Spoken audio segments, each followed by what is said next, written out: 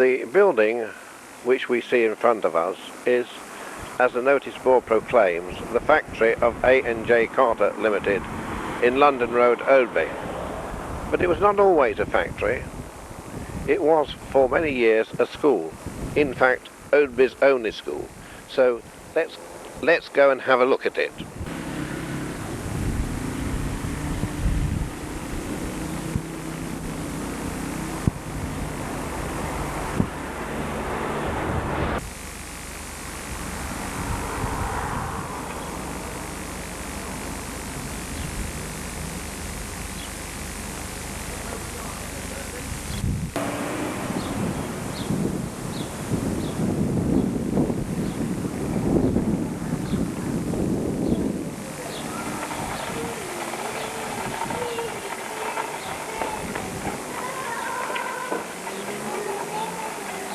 The site on which this building stands was land given to the poor of Oadby by the Oadby Enclosure Award of 1760, and in 1840 the then Vicar of Oadby, the Reverend F.R. Phillips, decided that the time had come for the children of Oadby to have a good school.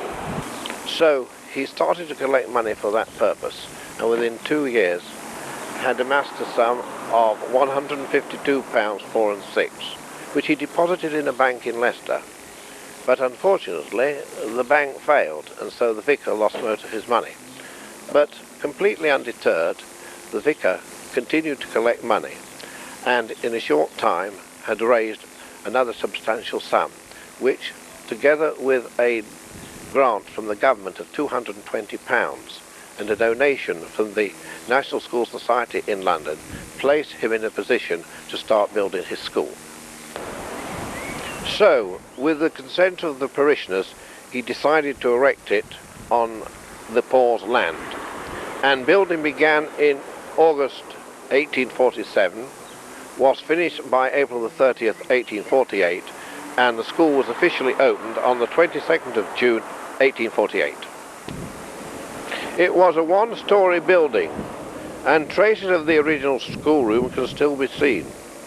The school remained like this for the next 30 years, and then in 1878 it was extended by the addition of a second story. The reason for this was that the Oadby School Board took over the management of the National School in 1876, but the children of the board school in Chapel Street could not be transferred to this building, for there was just no room for them. Naturally, the school board wished their children to attend this school, and so in 1876 they invited a local architect, Joseph Goddard, to submit plans for an extension. And he decided that the best thing to do would be to build a second story. But unfortunately, the HMI of the time, Mr. J.R. Blackiston, objected strongly to rural schools having second stories. But once the objections were overcome, the extensions were completed at a cost of £2,200, which the board borrowed from the Public Works Loan Commissioners. There are no pictures of the original one-storied school, but this photograph was taken in 1904. It shows how little the frontage has changed. The inscription on the wall reads, Oadby National and Infant Schools, erected AD 1847, enlarged by the School Board 1878. Above it was the bell, which called the village children to their lessons. Unfortunately, during the Second World War, the inscription had to be defaced to obliterate the name of the village in case of invasion by German paratroopers. That is why the inscription is covered up. The headmaster at the turn of the century was Mr. Todd, seen here with Standard 4 class of boys, aged about 12. Mr. Todd was a keen amateur photographer of his day, and produced a number of pictures of the village, which are still referred to by the local historians.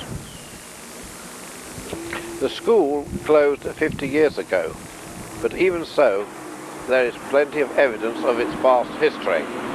So let's go inside and have a look.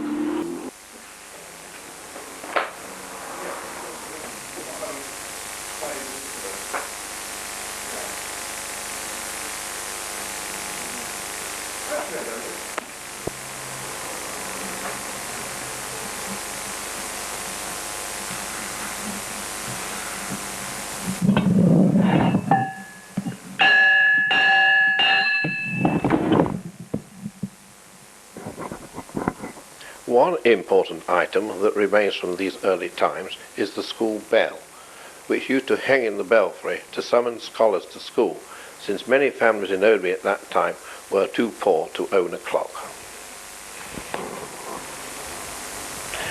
This room was the head teacher's study, and the first headmistress of Oadby National School was Miss Catherine Sculthorpe. But in 1870, William Hoyle was appointed headmaster, but Miss Sculthorpe remained as infant headmistress.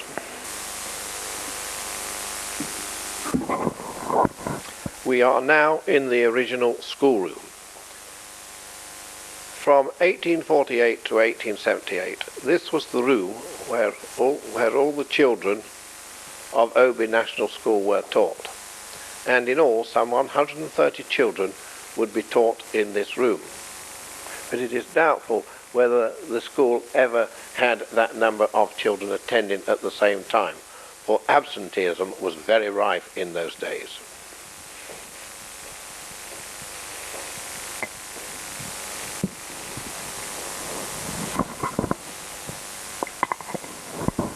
When the school was extended in 1878, this room became the infants department of the National School, and it was here that Miss Hallam from Oadby Board School in Chapel Street came to teach, and she resigned in 1882 to be followed by Mrs. Todd, and when the latter was forced to retire through ill health in 1896, her successor was Miss Agnes Ditchfield, but in 1898 she married Mr.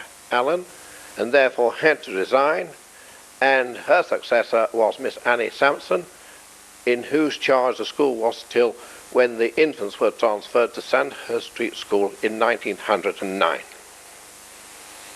The room was actually divided into two sections, one catering for infants from the ages of 3 to 6, and the second for older children from the ages of 7 to 13.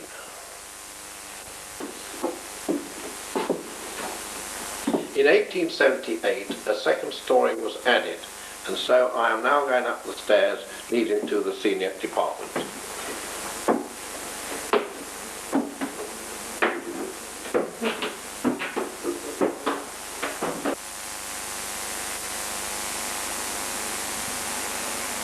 This large room served as the head teacher's study, and in 1878 the headmaster was William Hoyle. But in 1880 a very severe critical report of the HMI followed, so that there was a substantial reduction in the school grant. So the managers warned Mr. Hoyle that unless a better report followed in the next year, he would be dismissed. Unfortunately for Mr. Hoyle, the report of 1881 was no better, so he resigned rather than be dismissed. His successor was Mr. Todd, who remained at the school for a quarter of a century, and under him the school flourished. When he retired, his successor was Mr. Hancock, and when he resigned towards the end of the First World War, Mr. Tom Wealdon followed, and he was still headmaster of the school when it closed in 1930 owing to its unsatisfactory structural condition.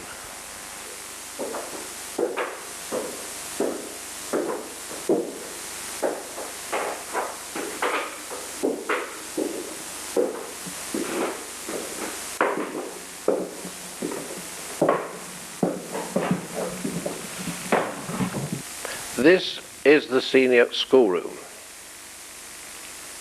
and at that time all state schools had to be run according to the provisions of the Revised Code of 1862.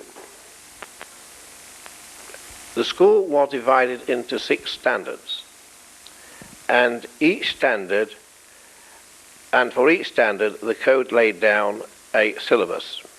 The main subjects, of course, were the 3 R's. And if a child succeeded in passing them, the managers received a grant of 8 shillings.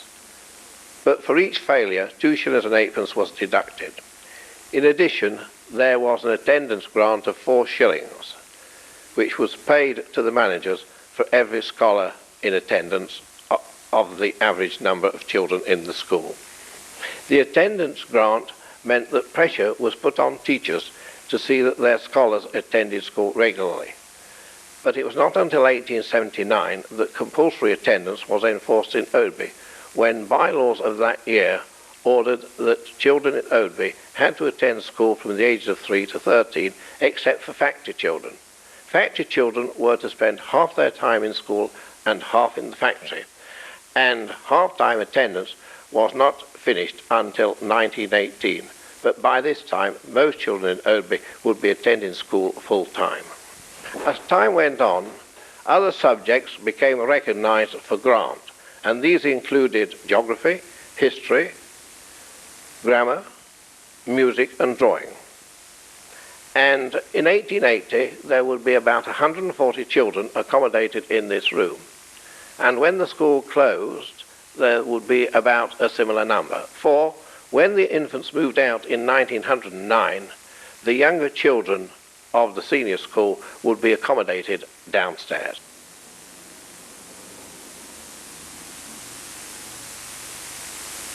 This then was the building where for nearly 100 years Oadby children received their education.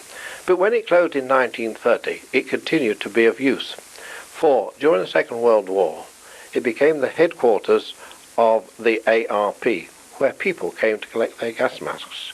And in 1946, it became the home of the British Legion until 1960, when it was purchased by A&J Carter Limited for overall conversion into a hosiery factory, and it is still in their possession, and we should like to thank them for their cooperation in making this film.